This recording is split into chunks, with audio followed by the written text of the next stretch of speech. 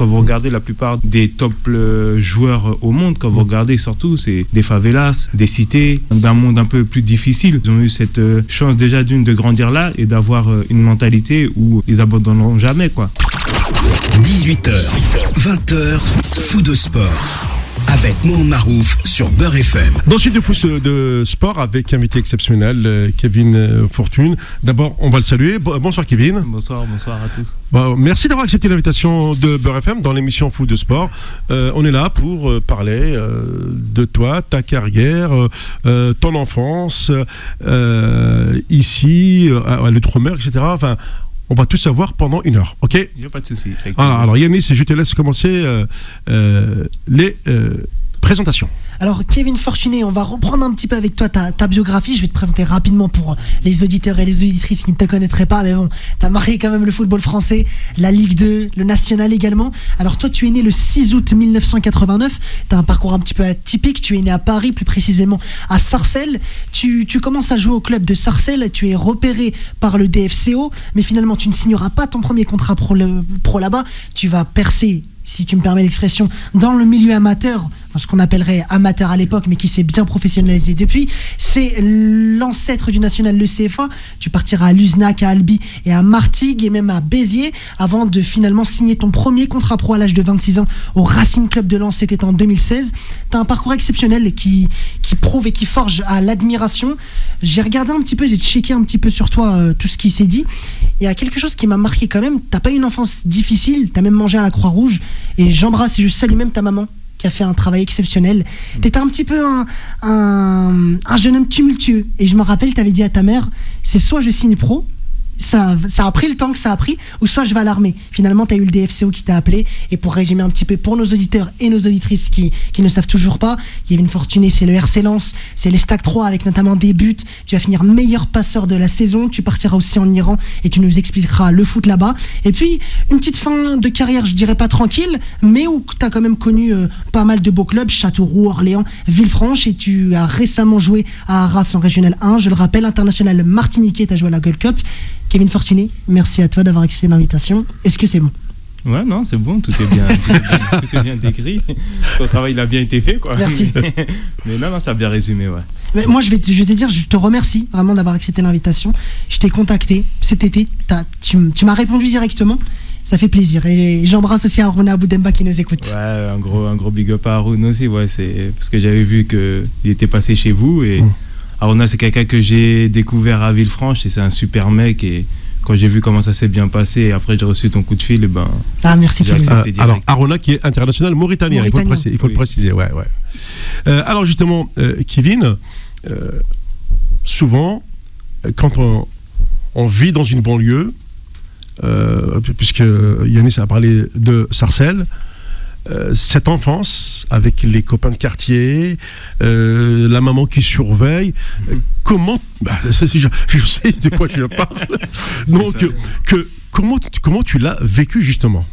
Ben moi je pense que par rapport aux jeunes de maintenant, moi je pense que j'ai eu une belle enfance parce que nous avant, ce qui nous différencie beaucoup des enfants de maintenant, c'est que on n'avait pas de téléphone portable comme les enfants ils ont maintenant. Oui. Donc le seul moyen de jeu c'était de descendre en bas et jouer soit au ballon ou s'il y en a un qui avait un peu plus de moyens, il avait un vélo, une trottinette. Donc on arrivait toujours à trouver un moyen de jouer, même des gamelles. Je suis sûr que les enfants de maintenant ils connaissent même pas c'est quoi une gamelle, voire même le jeu 21. Non mais je parle sérieux. Ouais. Et moi la chance que j'ai eue c'est que dans ma cité il y avait beaucoup de grands qui jouaient tout le temps au foot, donc on s'est toujours inspiré d'eux et c'était tous les dimanches à l'école Romain Roland où on se butait au foot de 14h jusqu'à 20h. Comme tu disais, ta mère qui t'appelle par la fenêtre, Kevin, l'heure de rentrer. C'est ça. Tu dis, mais attends, c'est le dernier match. Non, tu rentres, il y a école. Donc c'est des beaux moments qui marquent, mais non, quand je vois l'enfance que j'ai eue, quand même, je suis content. Ouais. Quand on vit comme ça, dans une banlieue parisienne, on sait la multiculturalité de la ville. Est-ce qu'à un moment, ta maman t'a parlé justement de ses origines? D'où vient-elle? Et est-ce qu'elle t'a dit, mon fils, un jour, je te ferai découvrir aussi Son île, la Martinique. Oui, ton île, ouais. Ben, la chance que j'ai, c'est que depuis petit, j'allais quand même dans mon île. Ah oui. Donc, ouais, depuis petit, quand même. avec les congés bonifiés, les parents, on avait la chance de partir au pays pendant 2 mois. Ouais. Mais après, comme tu dis, la chance qu'on a dans les banlieues parisiennes ou même dans d'autres banlieues, c'est qu'il y a différentes nationalités. Et c'est triste à dire, mais c'est réel. C'est que dans les banlieues, on est très solidaires les uns les autres. On ne regarde pas trop les ethniques de l'un ou de l'autre.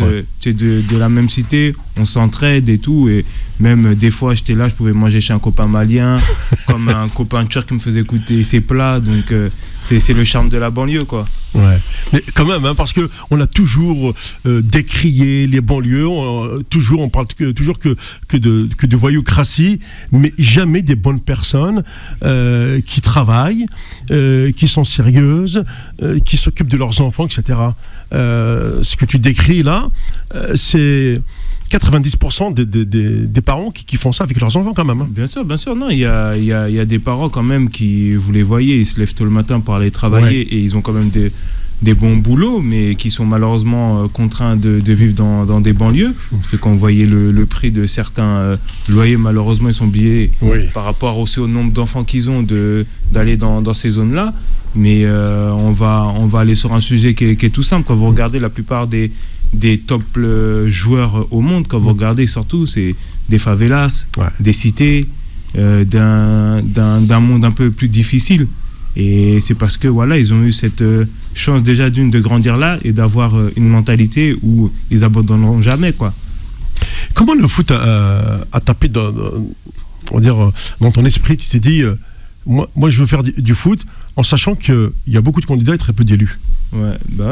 Déjà, c'est que la chance, du côté de mon père, j'ai mon père et ses 4 frères qui ont fait du foot, mais qu'au pays, donc je voulais faire que ça. Ensuite, j'ai mon grand cousin que je regardais à la télé. Et je l'embrasse d'ailleurs, ton cousin. Olivier Thomer, à qui je lui fais un gros big up. Que je regardais à la télé, je regardais son premier match de Ligue des Champions contre la Corogne, et tout ça, et voir aussi les grands à la cité le dimanche, les entendre crier au stade, tout ça, je me suis dit non, c'est ce que je veux faire. C'est ce que je voulais faire. D'accord. Oui, Yanis. Kevin, il y a une phrase qui m'a marqué en préparant cette émission. Tu dis souvent, le football a sauvé ma vie.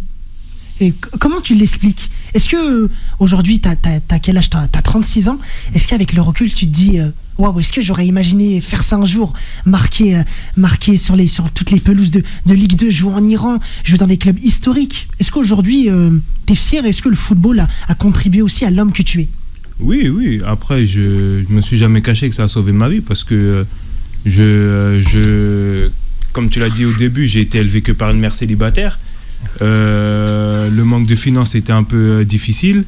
Ma mère par la suite a eu de graves problèmes de cœur, donc qui dit une chute des revenus, dont le fait qu'on commence à manger tous les samedis à la Croix-Rouge. Mais quand je me suis dit que ça va être un moyen où je sais que j'ai un talent et je vais tout faire pour réussir, pour justement sortir ma mère de tout ce pétrin, pour tout ce qu'elle a fait pour moi, et ça a pris du temps, mais j'ai réussi.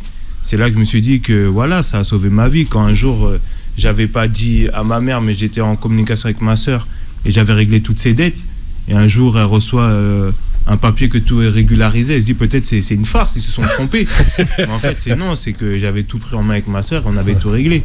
Donc ça, c'est une fierté. C'est pour ça que je dis que le foot a sauvé ma vie et celle de ma famille. Et surtout, je pense que aussi le rendu à ta mère compte plus que tout au monde. Ah oui, bien sûr, parce que ce soit la mère ou le père, mais quand vous voyez tout le sacrifice qu'ils font pour que vous manquiez de rien, c'est important. Donc être un enfant égoïste, ce n'est pas moi, et même pour mes enfants, je leur apprends pas ça. Ce que nous on essaie de mettre en place pour eux, c'est pour leur bien pour la suite. Donc ne jamais oublier ce que vos parents ils font pour vous, quoi. Magnifique message. Ouais, très bien. Allez, on a encore une petite minute. Oui. On peut lui poser une question? Bien sûr, coach. Oui. Ah oui. Non, j'ai écouté attentivement ce que tu disais. Bon, après, t'as vu, on est dans le classique. Hein, t'as vu, c'est toujours les histoires où on est toujours dans la misère. Nous, on sort, on devient des beaux et des gentils. C'est bien ce que tu dis, le fait de dire que tu as mangé à la Croix-Rouge, nous aussi on a mangé à la Croix-Rouge, on connaît bien ces situations-là. Ce qui m'intéresse, moi, pour te dire, c'est dans le milieu du football, comment toi tu as perçu ta carrière entre ce qui s'est passé, parce que tu as traversé les 20 années qui sont passées, je veux dire, tu as vu le football se transformer complètement. Énormément.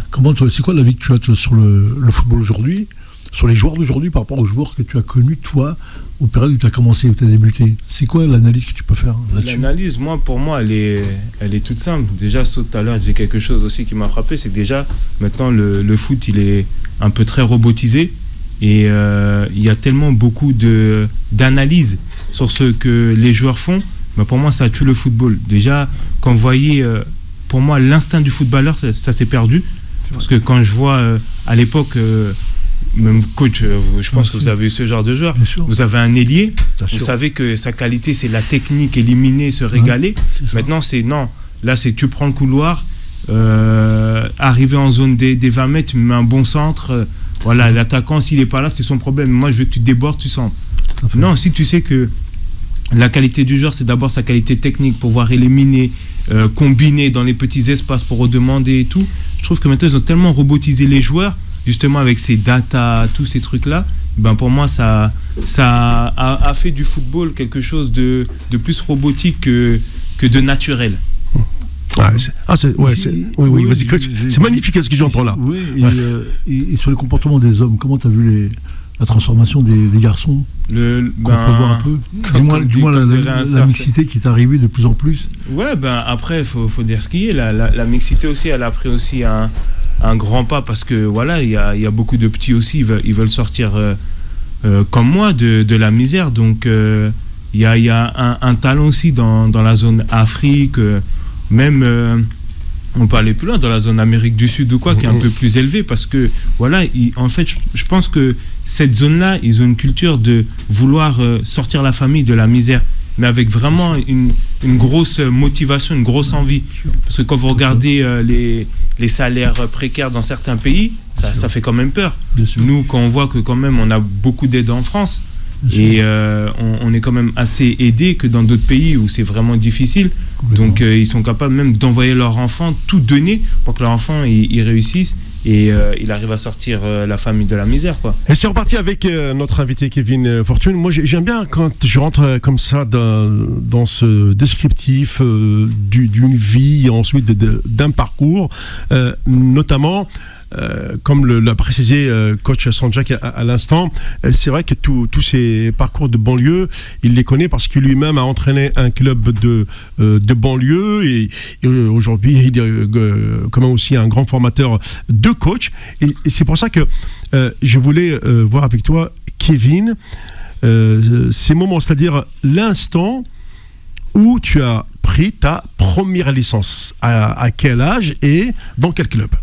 Alors ma première licence c'était à Garges, au FCM Garges en Benjamin, en Benjamin où j'avais commencé mes classes. Ensuite j'avais fait pas mal de belles choses, sauf que j'avais eu une convocation du PSG et Garges à l'époque voulait pas me laisser partir, donc ils avaient signé des papiers à la place de ma mère et on n'était pas au courant.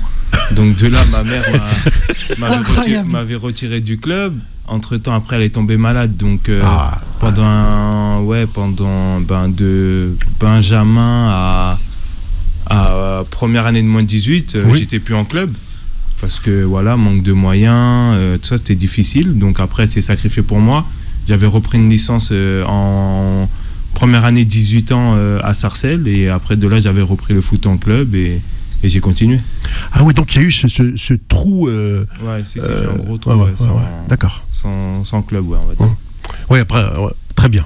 Oui, Yanis. Tu sais, Kevin, j'ai remarqué aussi dans ton jeu, quand t'es passé entre guillemets dans le monde amateur, quand t'es parti jouer en national, il y a un de tes coachs qui t'a marqué et qui t'a appris aussi à jouer en 2 touches de balle. Parce qu'avant, c'est vrai que t'aimais beaucoup, pivoter, point de fixation, tu jouais vraiment. Comment t'as appris à, entre guillemets, structurer ton jeu en 2 touches de balle? C'est-à-dire que tu joues plus dans les intervalles, 2 touches de balle, t'as besoin de plus de réflexion. Parce que le coach, il est là aussi pour vous dire, c'est que quand vous apprenez de quelqu'un qui connaît le football, et il connaît vos qualités, mais pour être plus fort, il vous donne des astuces. Donc moi, au départ, j'étais basé un peu plus comme ailier avant ma deuxième année à Béziers.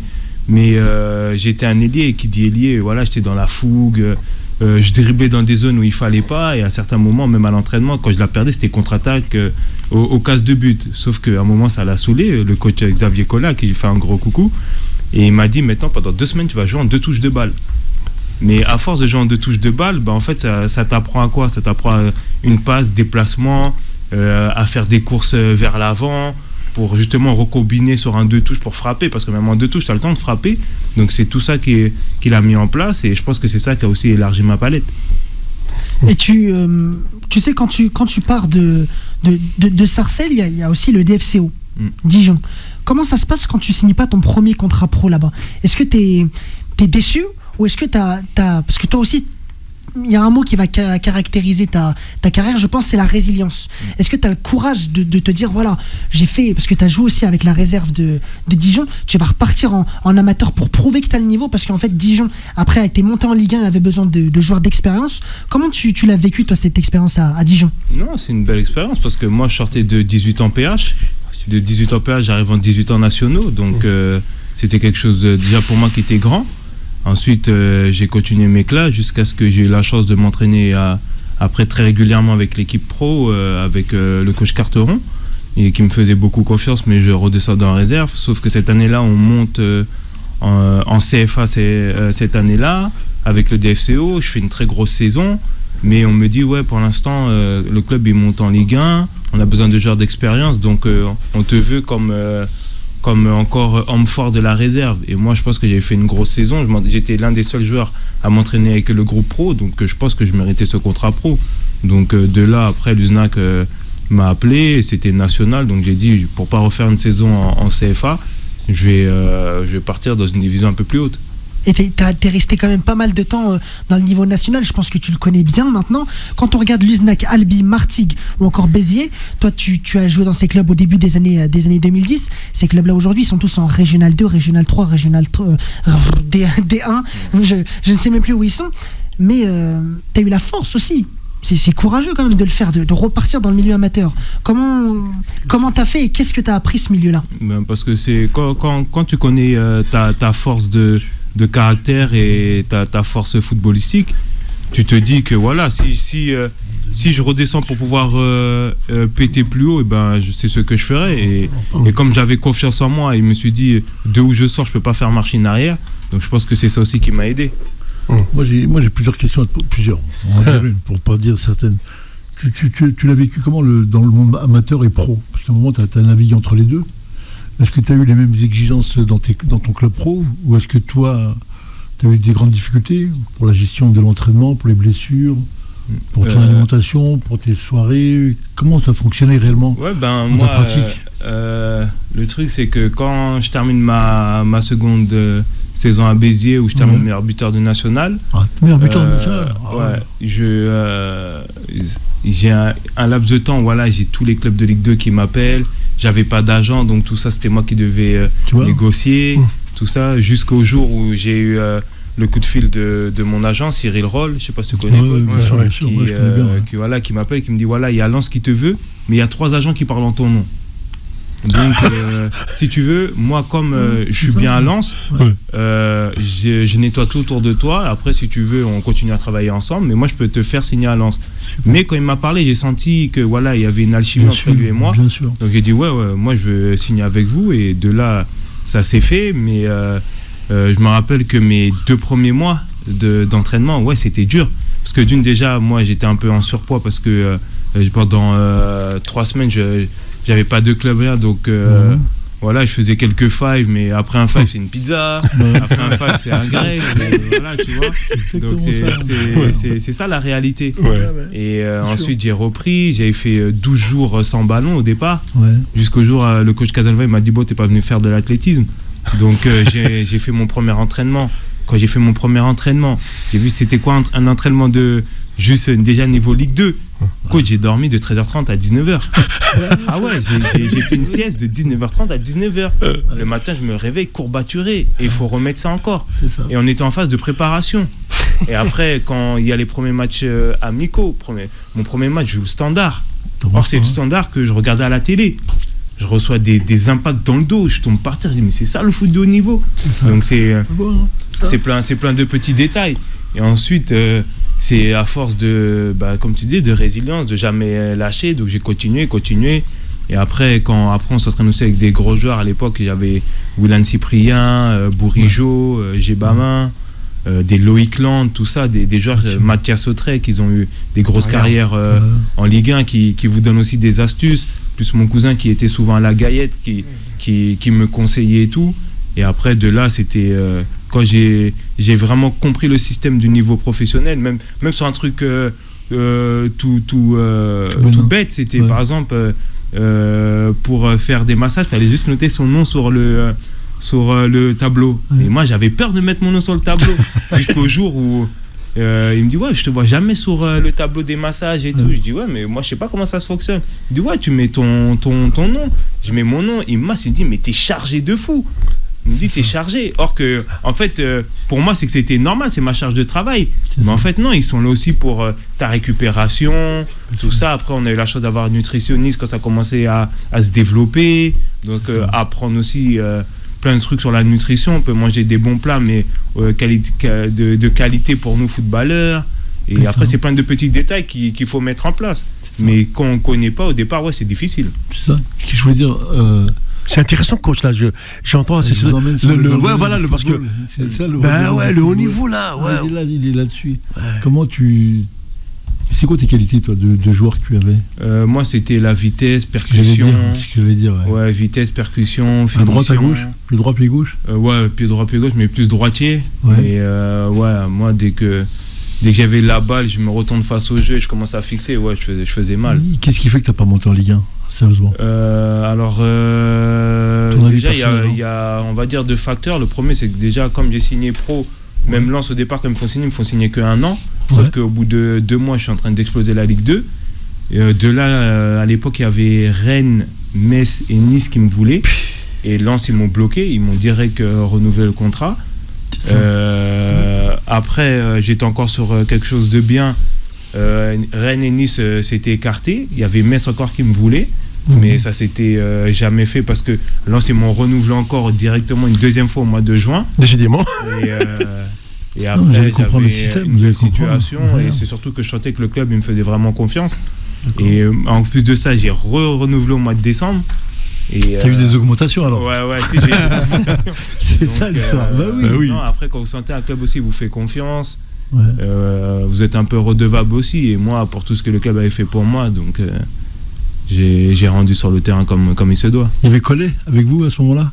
À Lens ? Non, pas là. Non. Il arrive après ? Ouais. Avant, je crois. Kevin, quand tu arrives à Lens, c'est quoi le projet du club ? C'est la montée en Ligue 1, c'est de se maintenir en Ligue 2 parce que le Lens, quand tu as joué à l'époque, c'était pas celui qui joue contre Arsenal ou le PSV en Ligue des Champions. Ouais, non, c'était déjà avec le coach Casanova et c'était pour monter, sauf qu'on loupe la montée sur le dernier match quand Amiens il gagne à Reims à la 93e là. Et ça nous a tués. C'était un scénario de malade, hein. Ça avait fait le tour de France. Ah oui, non, mais on était là, 92e et 30 secondes, on est là, et là, tu pouvais entendre même une mouche voler au stade Bollaert. Mais du coup, Kevin, entre nous, tu entends parler de Lens et Amiens, deux villes voisines, je connais, distance 60 bornes. Et est-ce que c'est pas un pied de nez quelque part pour empêcher Lens de monter ? Au départ, on s'est dit ça. Moi, je pense ça. Reims, ils ont fait exprès, c'est pas possible. Ouais. C'est pas possible. Mais après, c'est le charme du football aussi. C'est le charme du football. Mais ça nous avait fait mal, quand même. Ouais. Et alors, donc, je continue toujours parce que là, on est dans la phase France. Est-ce que, avec ces résultats, avec toutes ces sollicitations, les coups de fil commencent à venir de l'étranger, par exemple? Les coups de fil commençaient, même déjà sur ma deuxième saison à Lens, ça a commencé. J'ai eu des offres d'Azerbaïdjan, de Karabakh, j'avais eu. Azerbaïdjan. Oui. Oh putain. Et, mais Lens ne voulait pas me laisser partir. Oh putain. Et, C'est les montres en or, les montres en diamant là. Direct, hein. Ah bah c'est un beau pays. Hein. et, Il y a Abdallah Zoubir qui joue là-bas ouais, notamment. c'est Zoubir qui est parti à ma place après. Et, D'accord. Très, très bon, Abdallah Zoubir. Ensuite, c'est quand après je suis parti à Troyes où j'avais des clubs turcs aussi, et jusqu'à ce que sur ma deuxième début de partie de saison où j'ai reçu une offre d'Iran, où au départ j'étais pas très chaud pour aller parce que je sortais d'une très grosse saison avec Troyes. Ouais. Meilleur Et- passeur de la saison. Hein. Ouais, meilleur passeur, et je voulais en fait continuer sur ma lancée parce que je me sentais super bien dans ce club-là, mais après, comme on dit, le football c'est sur des détails, et puis je me suis retrouvé là. Tu as fait en fin de compte beaucoup de choix de cœur que des choix de raison. Oui.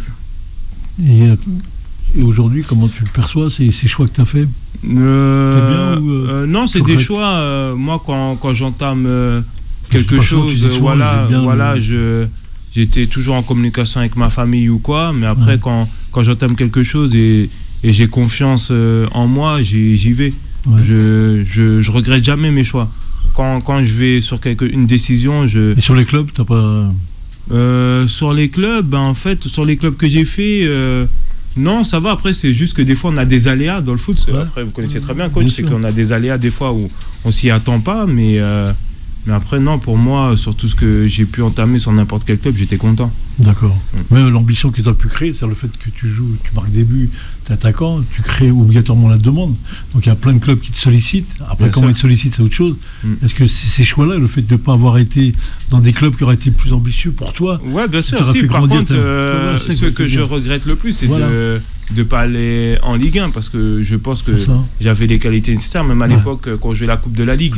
Ouais, On jouait je me rappelle, des clubs de Ligue 1 et je faisais des gros matchs.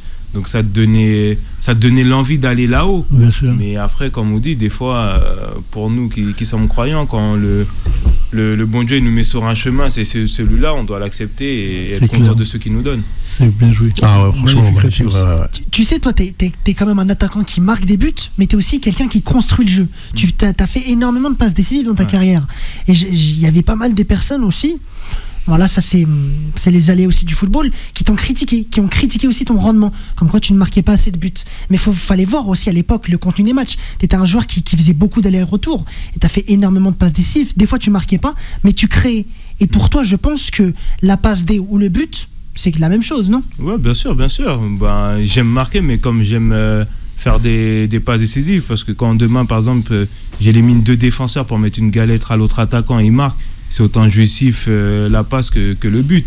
Et moi, je suis un joueur très collectif. Une chose on ne pourra pas me reprocher, c'est ça, d'être collectif. Donc si on me reproche le rendement de buts, mais à la fin, je suis meilleur passeur, et mon attaquant est le meilleur buteur de la saison, moi, je suis content. Donc tant que je suis bénéfique pour l'équipe, moi, j'étais content. Et à 3 quand même, t'as failli monter encore une fois en Ligue 1. Malheureusement, ça s'est pas fait. C'était peut-être ton destin. Ouais, non, ça s'est pas fait sur encore des détails footballistiques. Mais bon. En plus, vous aviez eu lors de la saison quand tu as fait à l'Estac 2018-2019, tu avais eu le coach portugais Rui Almeida Oui. qui avait fait aussi une pige à la JSK, donc ça n'a pas duré. Et comment tu as aperçu l'approche d'un coach portugais? Est-ce que ça a été différent des coachs Ouais, français non, que tu as connus? Par contre, il faut savoir que chaque coach a quand même sa philosophie. Chaque pays aussi a une philosophie. Et les coachs portugais, si tu vas regarder des matchs au Portugal, c'est très football. Ça joue football, c'est porté sur l'offensif, la prise de risque. Et ça, c'est le football que j'aime. Et c'est ce qui nous a inculqué. Et c'est pour ça qu'on avait fait une grosse saison. Et Bryan Mbeumo quand même, là, il faut qu'on en parle. Tu as joué avec lui à ses débuts quand il commençait à être professionnel. Aujourd'hui, tu le vois à Manchester United. C'est quoi l'analyse et le recul que tu t'y fais? Il aurait pu jouer à United lui aussi. C'est tout. Je pense que si j'aurais Bien commencé sûr. comme Brian Voilà. à 19 ans pro, je pense Voilà. que j'aurais une carrière aussi, je pense, de Ligue 1. Malheureusement, j'ai signé à 26 ans, mais je regrette pas ça. Mais après, BR, non, c'était du tout droit. C'est du tout droit quand vous avez un jeune qui est à l'écoute, qui est respectueux des anciens, qui écoute ce que même les anciens vous apportent, et il met aussi ses qualités au service de l'effectif. ça monte ça, des Mbeumo en première ligue et même qui a son nom maintenant, qui est en première ligue certifié, quoi. Kevin, 19-26 ans, de 19 à 26 ans, t'as disparu du football.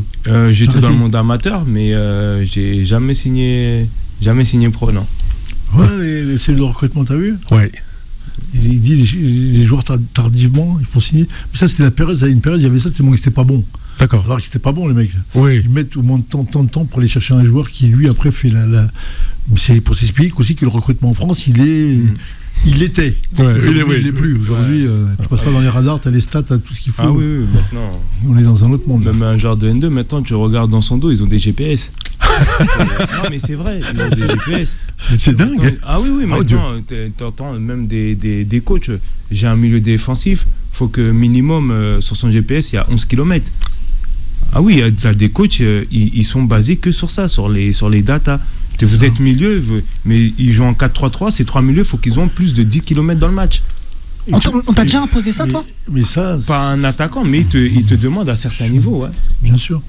Ça, ce qu'il dit Kevin, ce qui est très pertinent, pour contrer ce football-là, il faut revenir aux joueurs qui font la différence. C'est ceux-là qui vont péter les lignes, qui vont péter les joueurs. Il n'y a que ça, comme depuis la nuit du temps. Hein. C'est qu'à un moment, il y a un ami argentin, là, que je salue, Patricio, qui me dit, avant tu donnais le ballon à Maradona, et c'est lui qui driblait tout le monde. Oui. Et toi, tu suivais derrière. Ouais, c'est vrai. Il lâchait comme truc, c'était pour lui. Mais oui, il te faisait suivre, mais parce qu'il te faisait gagner les matchs. On était là. Et là, aujourd'hui, on est dans un football uniformisé, mondialisé. C'est pour ça que les matchs, je ne les supporte plus. Ouais. Parce que c'est la même. Regarde bien, c'est la même chose. Tout le temps. Tu regardes, c'est les mêmes ballons vont au même endroit, ils retournent au même endroit, et tout le monde regarde, et je dis, qu'est-ce que tu vas regarder là? J'attends juste de moi je suis un enfant de ça, j'attends que mon attaquant, tu vois, qui va vite, qui déquilibre, prenne le ballon, il fait la différence, il nous fasse quelque chose. Il n'y a pas. Il n'y en a plus. Kevin Fortune, franchement, on est en train de passer un super moment avec toi. Et c'est vrai que je vais rentrer dans ces derniers instants, dans ces aventures à l'étranger. D'abord, comment cela s'est fait avec l'Iran? Le contact, l'arrivée sur place, parce que c'est vrai qu'ici on parle souvent des championnats européens. Moi-même, je m'intéresse aussi à l'Afrique quand même. Mais là, tu as franchi un continent. Tu es parti en Asie. Ouais, non, c'était un dimanche. Posé devant Téléfoot, ouais. Je me rappelle, un dimanche, et puis mon agent m'appelle, il me dit ouais Kev, écoute, là je viens de recevoir un contact d'Iran via notre agent, voilà, le contrat il est magnifique, mais voilà, c'est toi qui as la décision, je te l'envoie, tu check, et puis voilà, mais il est toujours modifiable. Je regarde, quand je reçois l'email, j'ai dit ah ouais. Ah ouais. Ah oui. En fait, t'as vu les chiffres, les zéros. Faut dire ce qu'il y a. J'ai commencé à 400 € au DFCO. Et quand je voyais ces chiffres-là, je me suis dit ah ouais, quand même, c'est pas mal, quoi. Donc après, j'ai dit, mais franchement, moi, le truc, c'est que je suis un compétiteur. Et je savais que, voilà, à 3, j'étais une pièce maîtresse. Même Laurent Battès est arrivé, il comptait énormément sur moi. Donc voilà, moi, j'étais parti pour rester. Sauf qu'un mercredi, je viens à l'entraînement et on me dit, ouais, Kev, t'es convoqué dans le bureau du DG, tout ça. Moi, j'y vais, mais comme d'hab, avec le sourire que j'apporte tous les jours, quoi.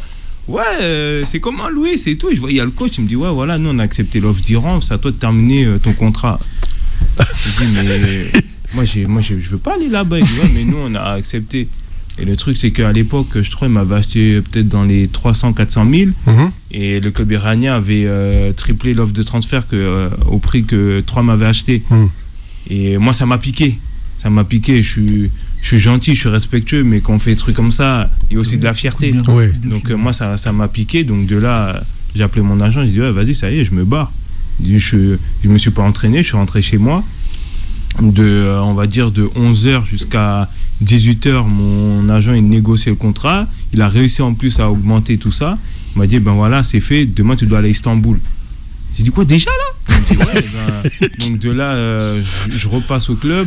Je pars dire au revoir à l'intendant et tout, je récupère mes affaires, je fais 2 valises en rapide et tout, je vais chez ma mère à Garges, je prends l'avion à Charles de Gaulle, je vais en Turquie, je fais ma visite médicale, je signe mes papiers là-bas parce qu'en fait le club de Tractor FC avant appartenait à un club turc, appartenait à un président turc. Tout était localisé en Turquie et le club en Iran. J'arrive là-bas, plus de 2000 personnes à l'arrivée à l'aéroport. Ah ouais, c'était la fortune. Moi, je suis content, mais ils me mettent des écharpes de tracteur, tout ça et tout. Et au départ, moi, j'étais, du moins tout mon moment là-bas, moi, je vivais dans un hôtel avec une suite, voilà, comme on trouve en France, des grosses suites et tout. Et j'avais un chauffeur privé, etc. Après, le lendemain, j'ai vu le coach, on a parlé, j'ai fait mon premier entraînement avec l'équipe. 2 jours après, je joue Persépolis. Et eux, là-bas, le truc, c'est que ils font pas de reconnaissance terrain. Eux, ils viennent au vestiaire et puis voilà, ils s'habillent, etc.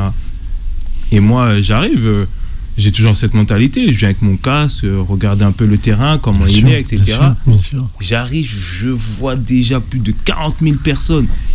Je dis ouais, et dès que j'arrive, j'entends ouais, ça crie. Magnifique. Ah, j'ai touché le gazon, c'est bon, je suis rentré. Ouais, c'est hostile. C'est hostile. Échauffement et tout. Et là-bas, en Iran, en fait, c'est que pendant l'échauffement, quand ils citent le nom des joueurs, tu fais un pas vers l'avant et les supporters, ils crient ton nom. Donc après, quand ils m'ont dit numéro 13 et tout, je me suis approché et t'entends, t'as 87 000 personnes, ils crient Fortune. Tu vois, c'est incroyable. Or que, pourtant, j'ai joué à Bollaert. Hein. Ouais. J'ai joué à Bollaert, Oui, 40 000. Ouais. Et j'ai même fait des matchs de Gold Cup contre le Mexique, États-Unis à plus de 60 000. Mais les Iraniens là-bas, c'est incroyable. Je vous jure, je vous souhaite d'aller voir un match en Iran. Vous allez voir c'est quoi la ferveur du football. C'est incroyable. Et en plus, ce jour-là, on gagne et tout. Mais T'as marqué ou pas? Non, j'avais pas marqué. T'as fait la passe D? Mais en tout cas, on m'a dit welcome. Parce que, ah ouais, tous les coups que j'ai pris là-bas, ce match-là, oh là là. C'est quoi la différence entre le championnat iranien et le championnat français? Le championnat iranien, c'est offensivement, c'est des joueurs très techniques, très techniques et rapides. Après, c'est juste sur la notion tactique où ils ont encore des lacunes. C'est pour ça qu'ils font beaucoup venir des coachs étrangers pour justement mettre une culture tactique. Mais offensivement, c'est incroyable.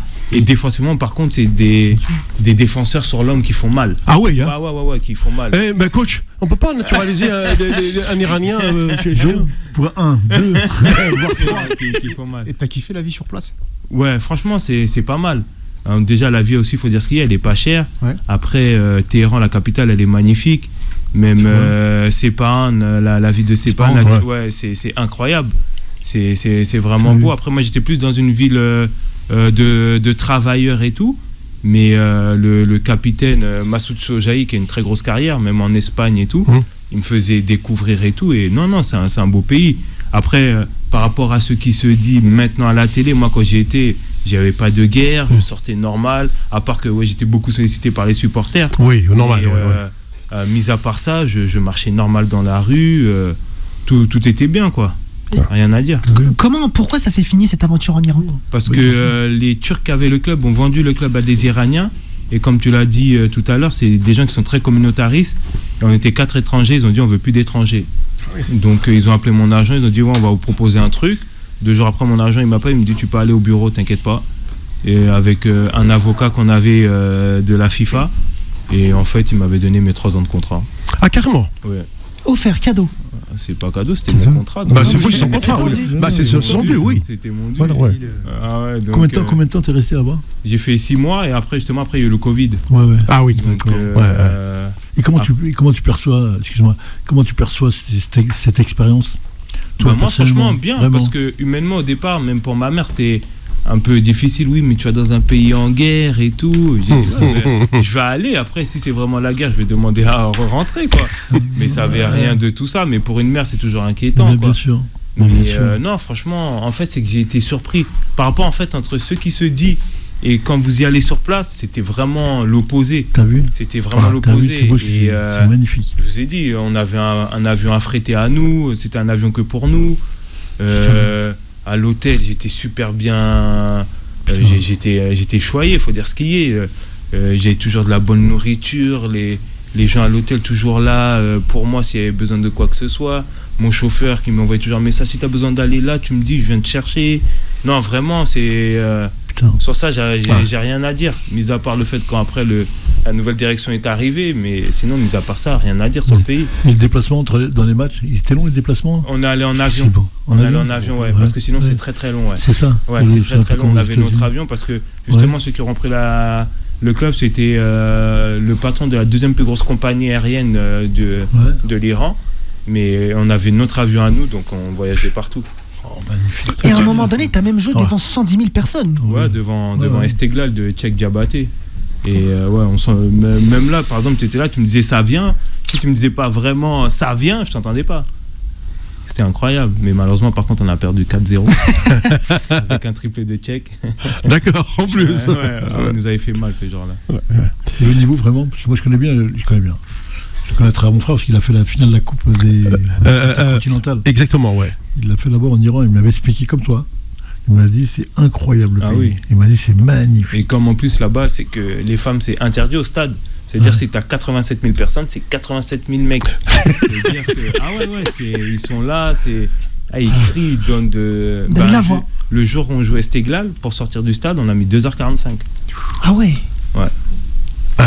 Énorme. Ouais, énorme. C'est des vraies énorme. expériences. Pas de regret sur ton expérience en Iran? Non, moi j'ai aimé. J'aurais pas eu le changement de direction, je pense que je serais resté mes 3 ans, facile. Oh, putain. Et l'après le Tractor FC, parce que toi t'as joué là-bas, après tu vas partir à Auxerre, il y a eu cette crise de Covid, comment tu reviens en France, comment ça se passe? Covid, après j'avais le coach Furlan qui me voulait déjà même quand il était à Brest. Mais après, c'est stade vide, pas d'ambiance. Ça change de 110 000 personnes, de 0 personnes. 110 000, là, juste t'entends même ton coach dans ton dos. Donc, non, c'était spécial. Parce qu'on arrive quasiment à la fin de l'émission. La sélection, peut-être. Ce que j'allais dire, il faut bien parler de la Martinique. Hein. T'as joué la Gold Cup? Ouais, j'ai joué la Gold Cup avec la Martinique, mon pays, une grosse fierté. Une grosse fierté parce qu'on a joué des grosses nations. J'ai fait des voyages dans des pays où je pensais jamais aller, comme Costa Rica, Porto Rico, Honduras, qui a une grosse culture footballistique. Honduras, oui, bien sûr. Qui ont déjà fait la Coupe du Monde, le Honduras. Oui, bien sûr. Oui. Après, en Gold Cup, jouer des Canada de Jonathan David, d'Alfonso Davis, jouer du Mexique avec des Raúl Jiménez, Cuadrado, Ochoa. Tu joues même les États-Unis, Balogun, tout ça. Non, c'était fort. C'était fort, mais où je voulais rejoindre le coach sur quelque chose, c'est par exemple quand j'avais joué les États-Unis, en fait, vraiment, ce qui m'avait marqué de cette équipe, c'est qu'en fait, l'Amérique en général, mais les États-Unis, c'est un pays où il y a beaucoup d'athlètes. Et en fait, ce match-là, on prend une volée, 6-1, c'était net sans bavure. Mais en fait, ce match-là, ce qui m'a vraiment ticté, c'était leurs conditions physiques. En fait, quand tu regardais leurs ailiers, c'est comme si quand on te dit, t'as une ligne droite et c'est un 100 mètres. Et tu voyais que ces mecs-là, avant de faire du foot, ils sont passés par des universités, soit de coureurs, de sprinteurs. Tout à fait. Et tu voyais, même sur leur posture de course, tu disais, non, ces mecs-là, ils ont fait de l'athlétisme, c'est pas possible.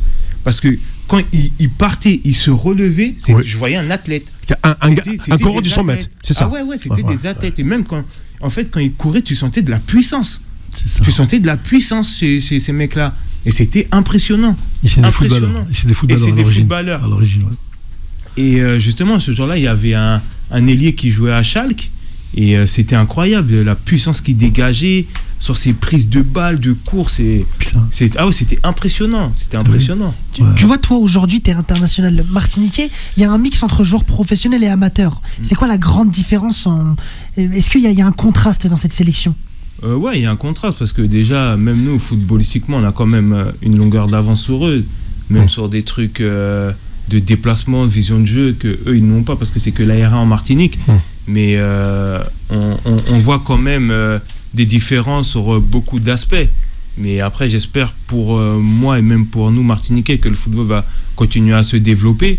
Mais on sent quand même sur des aspects que voilà, on est quand même un peu limité chez les joueurs locaux. Mais voilà. Beau, non, c'est exactement ça. C'est pour t'expliquer, t'as vu, ils ont vécu. Il t'explique, t'as vu, ce qu'est le sport dans un pays quand c'est mis en place partout. Tu te rends compte, tu mets du volley, du handball, ce que tu veux, la puissance, tu vas l'avoir. Parce que la course, l'athlétisme, c'est quelque chose de... Mais moi, ce qui m'intéresse vraiment, c'est ce il expliquait sur l'Iran. Hein. Entre ce qu'on entend aujourd'hui et ce qu'il explique lui, et ce qu'on nous dit nous, t'as vu, on n'est pas dans le même monde. Hein. Non, c'est différent. T'as pas envie d'y retourner comme ça, voyager, ça te dit pas non, là, pour l'instant, j'attends que ça se calme. Mais... non, mais ça se calme, franchement.